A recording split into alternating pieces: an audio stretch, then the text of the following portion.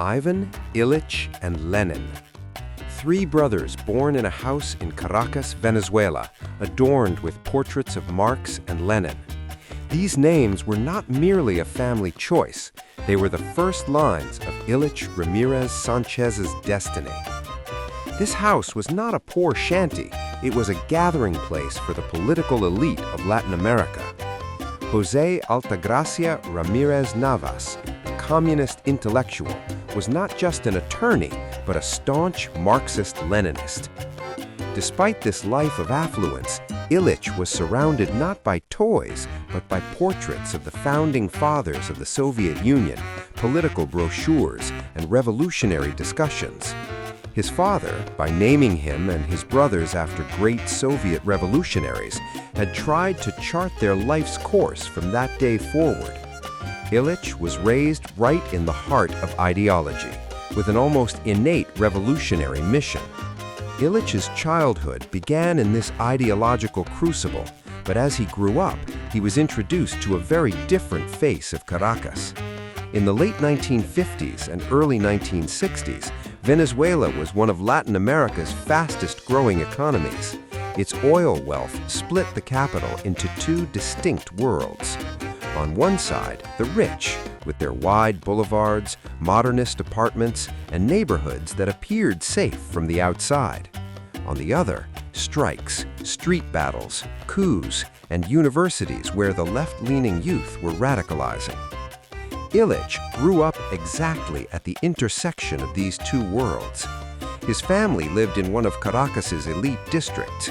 Intellectuals frequented their home, and dinner conversations often turned into political debates. Yet, just a few kilometers from his house, in the university campuses and the city's outskirts, lay the seething political reality of Venezuela. In those years, Caracas became a city that offered a young mind both the luxury of the upper class and the scent of revolution at the same time. Ilich would pass through modern skyscrapers on his way to school, but after class, he would mix with students who discussed the rising guerrilla movements of the time. Precisely for this reason, Caracas was not just a city for him. It was a laboratory that forged his identity, a furnace that stoked his ideological fire. This young man's mind was first ignited by the Lenin portraits on the walls of his childhood home, but the conflicted streets of Caracas turned that flame into a real struggle. His introduction to the youth wing of the Venezuelan Communist Party was a turning point.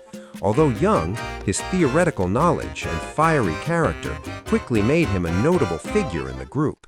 He was now on the front lines of street demonstrations, student marches, and rallies. In the summer of 1966, the family made a significant decision. His mother, Elba, took Ilich and his brothers and moved to London. The reason for this move was as much the political turmoil in Venezuela as their desire for their children to receive a better education. Thus, Ilich left the ideological environment of Caracas and stepped onto the international stage for the first time. London became the first place where he encountered different cultures and saw world politics from a broader perspective. The London years were brief but intense for Ilich. He continued his schooling, learned English, and met students from various countries. Yet what most captured his interest were the meetings of European leftist movements and the contacts he established with revolutionaries in exile. These circles broadened his revolutionary ideas and gave him an international perspective. According to his father, Ilich's educational journey was not yet complete. He wanted his son not only to acquire theoretical knowledge, but also to forge connections with international revolutionary circles. The next stop for Ilich was Patrice Lumumba University in Moscow. This university was a training ground for young revolutionaries from Africa, Latin America, and the Middle East, and was located close to the ideological heart of the Soviet Union. During his Moscow years, Ilich made contact specifically with the Popular Front for the Liberation of Palestine, PFLP. The PFLP was a leftist organization engaged in armed struggle against Israel and Palestine, and by the late 1960s, it was establishing tight bonds with international revolutionary movements. Through his university friends and certain Palestinian students, Illich gained insight into the PFLP's ideological training and strategies. These friendships would later form his initial connections for guerrilla operations and international actions across Europe, helping him to grasp the global dimension of the revolutionary struggle. His education at Patrice Lumumba University did not last long. Disciplinary issues, frequent absences from classes, and his ever-increasing ties to oppositional political groups did not escape the notice of the university administration. After a short period, Illich was forced to leave the university. But this expulsion was not an end. For him, it was a new beginning. Illich now wanted to move beyond theory, to translate ideology into action. Between 1968 and 1969, he left Moscow and headed to the Middle East, specifically to the training camps of the Popular Front for the Liberation of Palestine, PFLP. Here, he was placed on an intensive program covering military training, weapons handling, urban guerrilla tactics, and organizational structure. These years marked the true beginning of his transformation into Carlos. He had now become an operative with the capacity for action. During this period, Illich also met more influential figures within the organization. Chief among them were Dr. Wadi Haddad, who managed the PFLP's foreign operations, and the organization's political leader, George Habash. Haddad's established international militant network, in particular, formed the foundation of Illich's career that extended into Europe. For the PFLP, which needed young, educated militants carrying foreign passports, Illich was the perfect profile they were seeking. In short order, the life of a Middle Eastern camp was replaced by clandestine cell work in Europe. Directed by the organization, he traveled from Jordan to Beirut, and then from Beirut to Europe. This young man, born in Latin America and shaped in Moscow, was now ready to step onto the international stage. Following his passage to France, Illich Ramirez Sanchez settled in Paris, acting under the PFLP's directives. Paris was one of the most active centers for pro-Palestinian organizations in Europe at the time. Here, he established ties with Arab student groups, Lebanese activists, and certain elements of the European left. These circles were fundamental components of the organization's propaganda, finance, and logistical network. During this period, Illich's duties primarily consisted of courier activities, procuring fake IDs and passports, secure communication, and target surveillance. The year 1973 was recorded as the period when the gravitas of his operations shifted. In French and British intelligence reports, Illich's name was beginning to appear not merely as a support element, but as a militant directly involved in attacks. In 1973, he carried out several attempted attacks in Paris against commercial and diplomatic targets connected to Israel. Some failed, others resulted in minor damage, but all were part of the PFLP's European strategy of action. During the same period, he established close relationships with several leftist militants, most notably Bruno Breguet. These contacts were crucial in forming the closed cell structure he planned to utilize for his operations across Europe. Between 1973 and 1974, Illich's position within the Popular Front for the Liberation of Palestine, PFLP, solidified significantly, and he began planning and managing more complex assignments. These were the foundational years that led to him being known as Carlos. As Carlos's international career escalated, the women who entered his life were often his ideological comrades and operational partners. The most important of these was Magdalena Kopp, whose path crossed his in the late 1970s. This German-born young woman was a member of the radical leftist organization Revolutionary Cells based in Frankfurt and shared the same anti-imperialist goals. Coming together in the European underground network, This pair of militants quickly initiated something far more than an organizational partnership, a passionate and dangerous relationship. Cop did not just become Carlos's lover, she became an essential part of his special cell structure, dubbed the Bodilla Commando, serving as a sort of first lieutenant and courier. Their relationship was not an ordinary love story, but a dark alliance built upon explosives, false passports, and perpetual evasion, where ideology was blended with peril.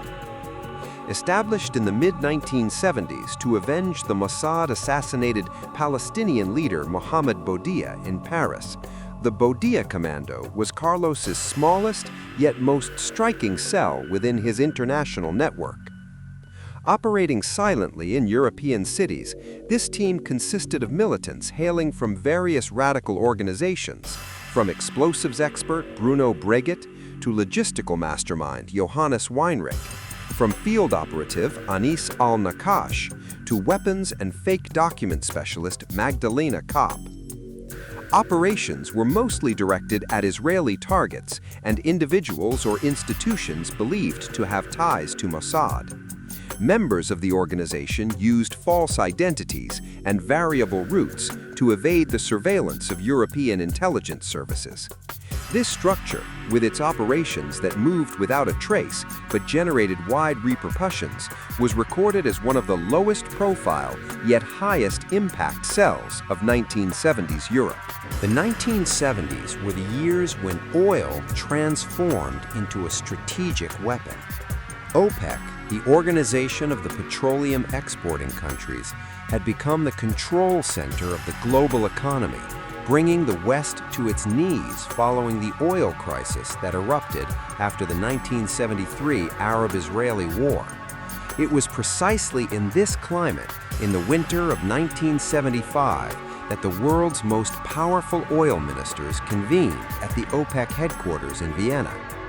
For the Popular Front for the Liberation of Palestine, PFLP, the radical wing of the Palestinian cause, this summit was a perfect target. The goal was not only to punish the West, but also to pressure Arab regimes, particularly Saudi Arabia and the then ruling Iranian government, who the PFLP felt were not adequately supporting the Palestinian cause. The mastermind and executor of the plan was Carlos the Jackal. He led a six-person team of the Bodilla Commando, including German radicals Johannes Weinrich, Hans-Joachim Klein, and Gabriela Krocher-Tiedemann. Their mission was clear: kidnap the ministers, take them to Arab capitals, and force them to read a political manifesto over the radio to the entire world. Carlos conducted the reconnaissance himself, identifying the building's weak points. On the day of the operation, December 21, 1975, acting like employees going about their routine work, they infiltrated the building with automatic weapons and explosives concealed in their bags. The moment of the raid was total chaos. Guns were fired, an Austrian police officer and two OPEC employees lost their lives. Carlos and his team took over 60 people inside hostage. Their most valuable captives were Saudi Arabian oil minister Sheikh Ahmed Zaki Yamani and Iran's powerful minister Jamshid Amuzagar. These two names were the organization's priority targets. The hostages were transported to Vienna airport to be evacuated as part of a multi-hour ransom negotiation. With the eyes of the global public upon him, Carlos boarded a plane with 42 of his hostages, commencing an international escape marathon. The plane first flew to Algiers, then to Tripoli, Libya, and back to Algiers. At each stop, some of the hostages were released. Carlos had succeeded in publishing his demands, but was struggling to achieve his ultimate goal. Carlos was forced to release the hostages in exchange for the ransoms he received. The Iranian and Saudi ministers had been rescued from execution at the last moment. Wadi Haddad's instruction had been clear: specifically to execute Saudi Arabian oil minister Sheikh Ahmed Zaki Yamani and his Iranian counterpart Jamshid Amuzagar. This was intended to send a crystal-clear message to the Arab regimes. However, it also exposed the first major fissure in the PFLP's chain of command. Carlos did not carry out the order to kill the hostages. When the hostages were released in Algiers, the international drama concluded, but a turning point was reached. The war for Carlos the Jackal was just beginning. Wadi Haddad, the chief of PFLP external operations, was furious that the Vienna operation had not resulted as he had expected. According to historians, Carlos decided that the execution order was no longer necessary due to the complex negotiations with Algerian and other mediators and the huge ransom received, allegedly $50 million. Another claim is that Carlos wished to be remembered as a political operative, not merely a killer.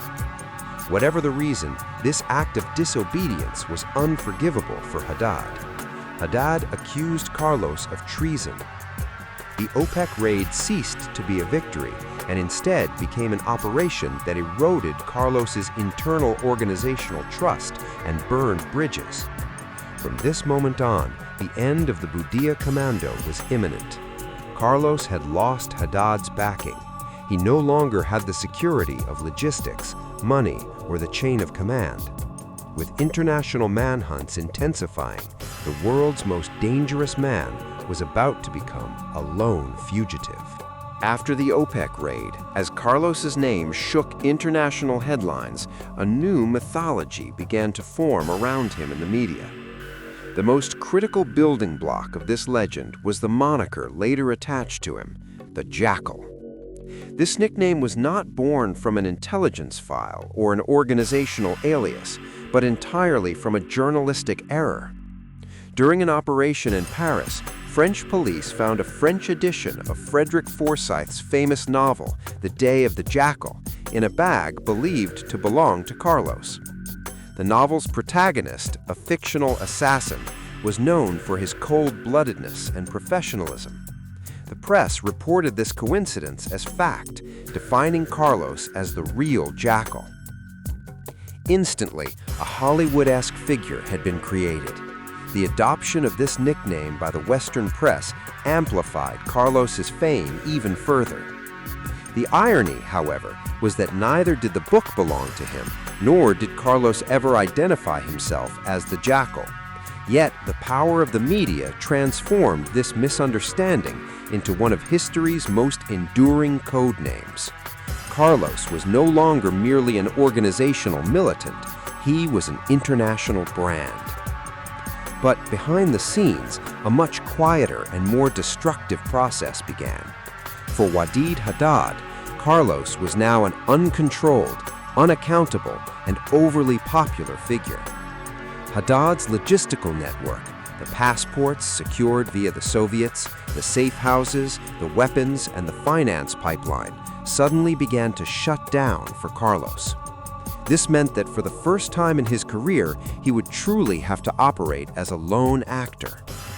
The Budia Commando had dissolved. Hans Joachim Klein experienced an ideological fracture after the bloody raid in Vienna, beginning to question Carlos's methods.